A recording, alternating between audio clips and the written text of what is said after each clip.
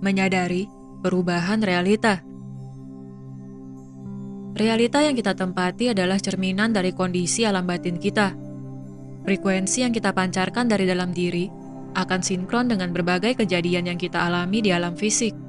Inilah mengapa, jika kita menginginkan kehidupan yang berbeda, maka kita harus mengubah frekuensi yang kita pancarkan.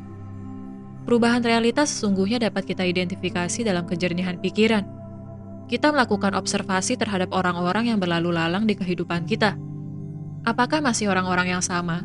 Atau kita sudah berada di lingkungan dengan orang-orang yang baru? Apakah kita masih membicarakan hal yang sama seperti minggu lalu, bulan lalu, atau tahun lalu? Atau kita sudah melepaskan kemelekatan akan kisah lama dan mulai berdiskusi mengenai hal-hal baru?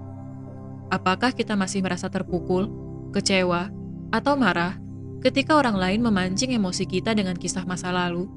Atau kita sudah ikhlas dan bisa menertawai diri sendiri ketika orang lain mengungkit kejadian lama?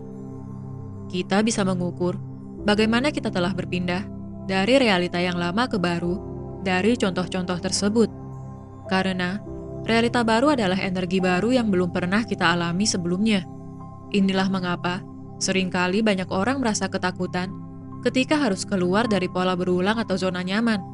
Karena mereka merasa tidak familiar dengan frekuensi di luar realita lama. Jika kita ingin terus bertumbuh, maka kita harus siap dengan segala perubahan yang terjadi. Karena realita yang baru tidak akan terjadi jika kita masih melekatkan diri dengan energi lama.